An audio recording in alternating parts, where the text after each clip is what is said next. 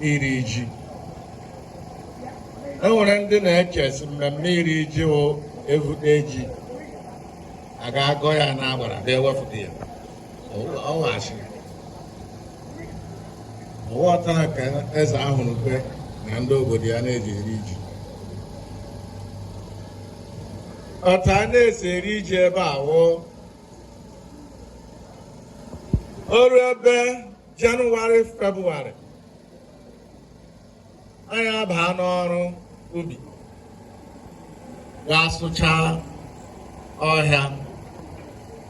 Ka a na-asụ ọhịa, Ugoeze na ụmụ ya na-esi ya ọkụ, esucha ya ọkụ, zaa ya, suo ya ọkụ, mmiri bịa ezoo, abịa gaa kọọ ji. Ka a na-akọ ji ahụ, anyị kọchaa ya yohuo, Ugoeze abịa echikwasị anyị, ndị gara ọrụ abịa eri nri.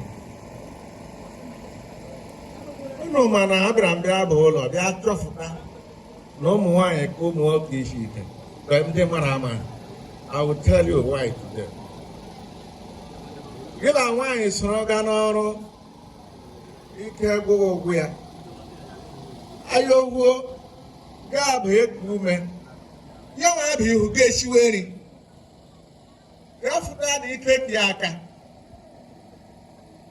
Anyị ga-enọ nga ya esighị eri, anyị na-eku ume ma ụfọdụ anyị ehi ụra, abịa esicha ya abịa kpọtụ anyị, abịa ebili ya meririwe nri ahụ. Asị m na ụkwụ fụrụ ụmụ nwaanyị aka n'aha Jizọs. Ụmụ nwaanyị unu dị ike.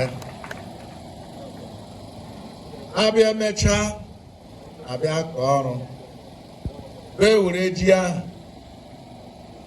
bịa esochaa ji.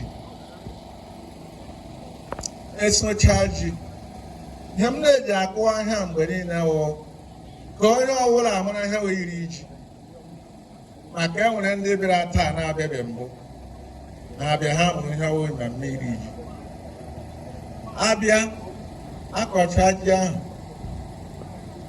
obere oge abịa egbu ahịhịa, ọwụke fertilizer anọ na abịa egbu ahịhịa, na-abịa aga awụsasị na elu ji ahụ.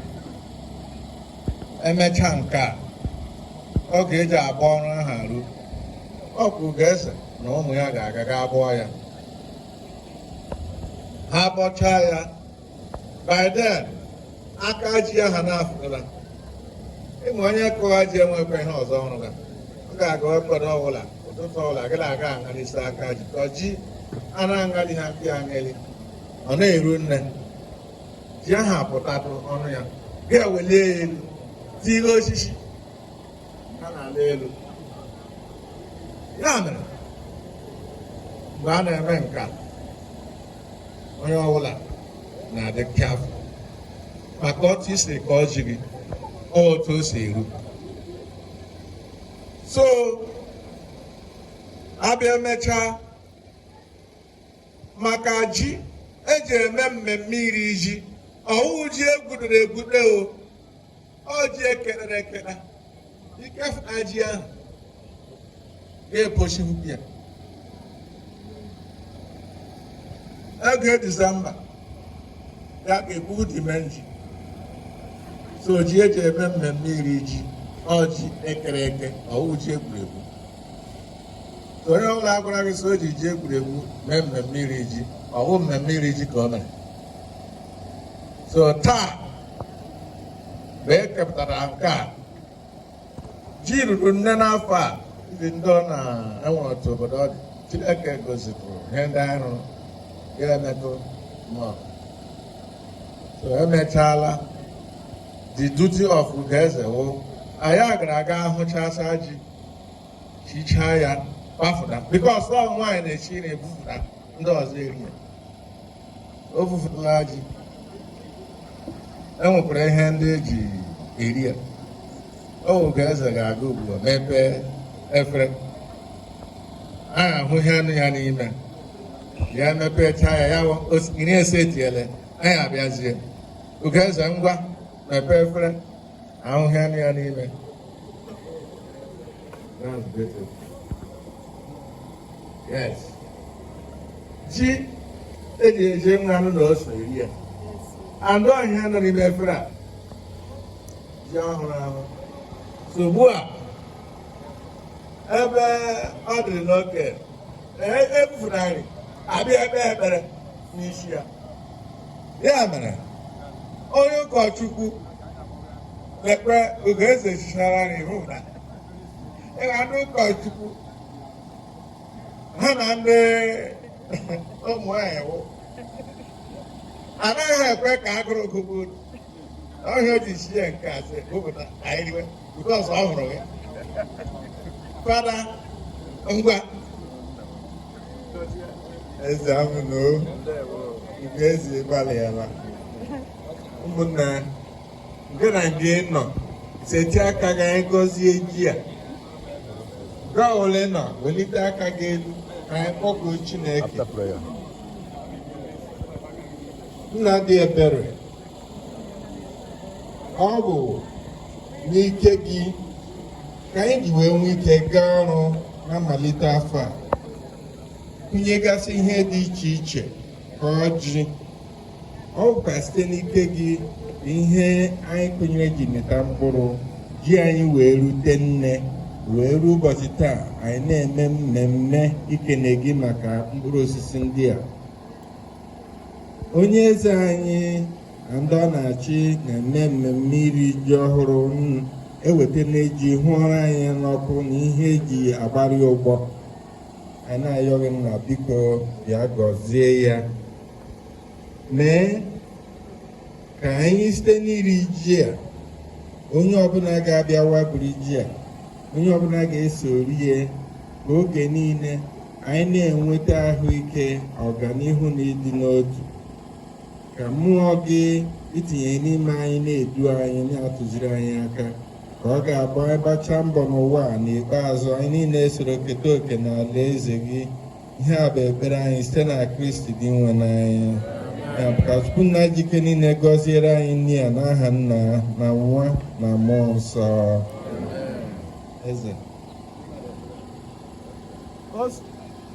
o setiele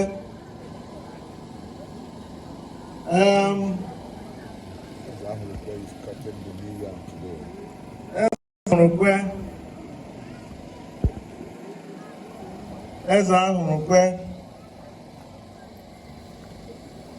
ga-awa ji ugbu a. Unu ma na ji ahụrụ ahụ a na-eji amara awa ya.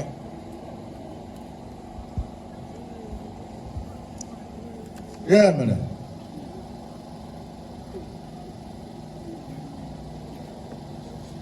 eze ahụrụ kwe ka ji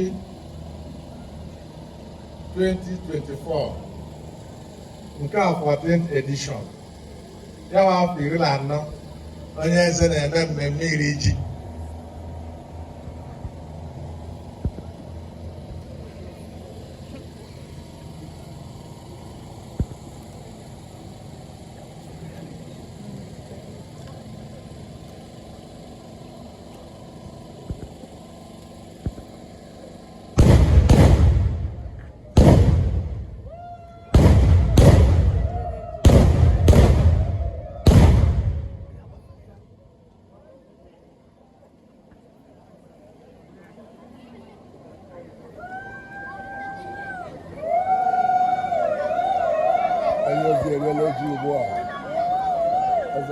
Onye eze eriela ji 2024. Unu so onye eze biri ikpe. Unu so eze ahụrụ mgbe ị ga-adị. Onye eze eriela ji 2024. Fada gwara Prepare,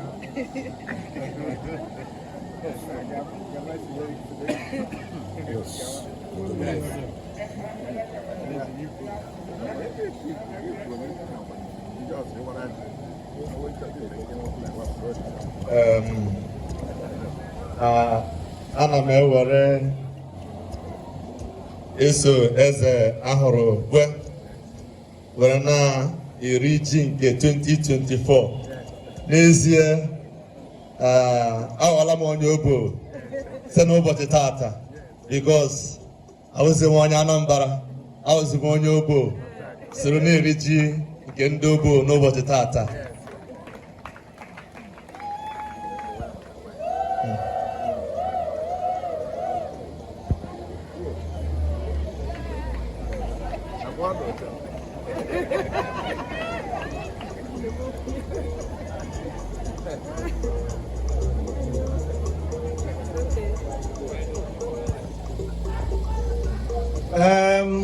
Father,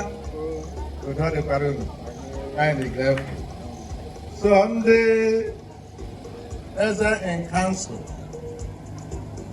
Going to have a lady 2024 or chairman of the occasion of the Awaraji. Chairman, Ebola, chairman or chairman. I had the chairman, don't issue. I got my name. Chairman, the Awaraji, Awaraji, then the council and the Awaraji.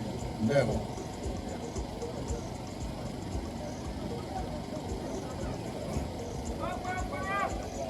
Mama no, what's the chairman? Yeah, money. Aga m